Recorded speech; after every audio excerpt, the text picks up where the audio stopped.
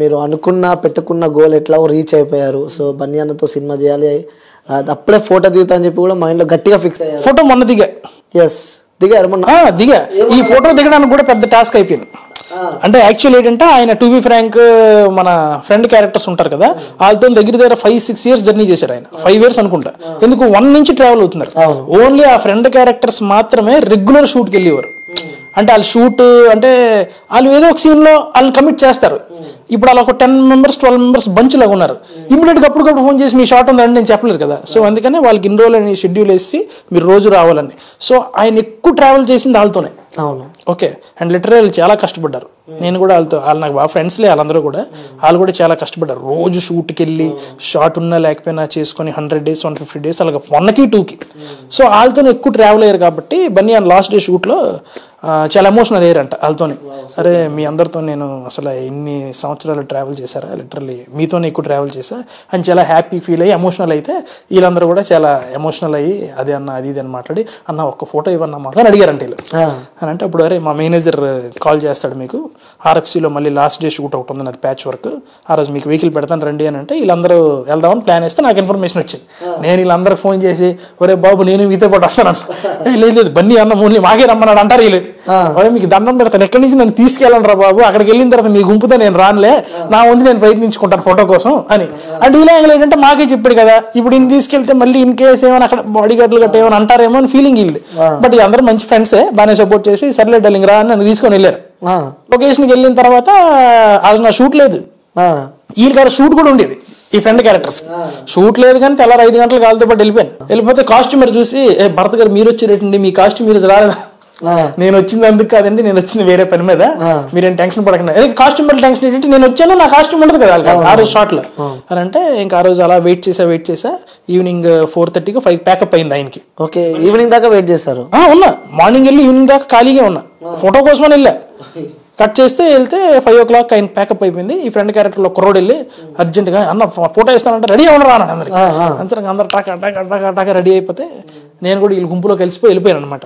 ఆ బాడీ గార్డులు అందరూ మిగతా ఆర్టిస్టులు కూడా వచ్చేస్తున్నారు వీళ్ళతో పాటు. అంటే ఆ రోజు ఫైటర్స్ వేరే వాళ్ళు వస్తున్నారు, వాళ్ళు వస్తుంటే పంపించేస్తున్నారు. అయితే ఈ ఫ్రెండ్ క్యారెక్టర్స్ అందరూ వీళ్ళకి తెలుసు ఈ బాడీ గార్డ్. అవును, సో తెలుసు కాబట్టి వీళ్ళు ఫేస్ రికగ్నైజ్ చేస్తారు. నేను అందులో ఉన్నా అంటే ఎక్స్ట్రా పర్సన్ అని తెలుస్తుంది.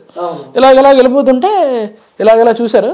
అందులో నాకు కూడా ఒక 2-3 ఏంటంటే ఈ క్యారెక్టర్ ఒకటి చేశాను కదా సినిమాలో, దానివల్ల నా ఫేస్ కూడా చూసి అని అన్నారు వెళ్ళిపోయారు అన్నారు. గుంపులో గోవిందనంటే కలిసిపోయాం. కలిసిపోయిన తర్వాత చూసాం. ఇంకా ఆ రోజే బన్నీ అన్నకు నేను మాట్లాడి చెప్పా, నేను మీ ఫ్యాను అది ఇది. ఎందుకంటే షూటింగ్ లొకేషన్లో ఒక్కరోజు కూడా మాట్లాడడానికి ఛాన్స్ రాలేదు. అండ్ ఆ టైంలో కూడా మాట్లాడకూడదు, మనం కూడా కొంచెం ప్రొఫెషనల్గా యాక్టర్గా వెళ్ళాం, మనం మరీ అదన్నా మాట్లాడకూడదు. అండ్ వాళ్ళకి కూడా ఇబ్బంది అయిపోద్ది ఆ టైంలో. బట్ ఈ లవ్ అండ్ అఫెక్షన్ ఏదైతే ఉందో ఆ రోజు ఫోటో దిగిన రోజు మాత్రం వెళ్ళి లిటరల్లీ నా కంట్లో నీళ్ళు తిరిగి ఆ రోజు ఫోటో దిగడానికి వెళ్ళినప్పుడు, అన్న 10 years నుంచి వెయిట్ చేస్తున్నా ఈ మూమెంట్ కోసం అని చెప్తే అవునా అని అన్నాడు.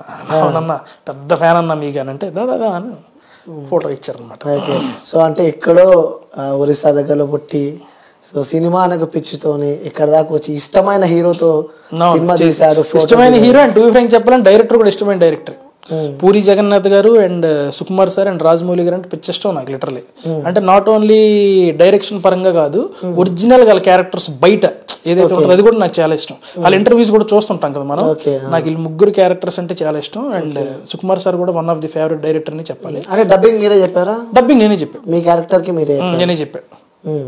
అంటే ఫస్ట్ హాఫ్ ఆల్రెడీ అయ్యింది, సెకండ్ హాఫ్ ఇంకా చెప్తారు అనుకుంటా. ఓకే, ఇంకొకటి పుష్ప 3 కూడా త్వరలో రాబోతుంది. సో ఉంది అని అంటున్నారు. పుష్ప 3 ఉంటే మాకే మంచిది, మళ్ళీ వెళ్ళొచ్చు, మళ్ళీ మెమరీస్ క్యాప్చర్ చేసుకోవచ్చు. నెక్స్ట్ నాకు ఇంకో చిన్న ఇన్ఫర్మేషన్ ఏంటి వచ్చిందంటే, అంటే ఇది గ్యారంటీ తెలీదు, బట్ అక్కడ ఉండే డైరెక్షన్ డిపార్ట్మెంట్ వాళ్ళతో కొంచెం అలా క్లోజ్ మాట్లాడతాం కదా, మాట్లాడితే అక్కడ తెలిసిన వాళ్ళు పుష్ప 3లో కూడా నీది ఇంకొంచెం మంచి క్యారెక్టర్ ఉండొచ్చు అని, ఇంకా మంచిది కదా అని ఉంటే.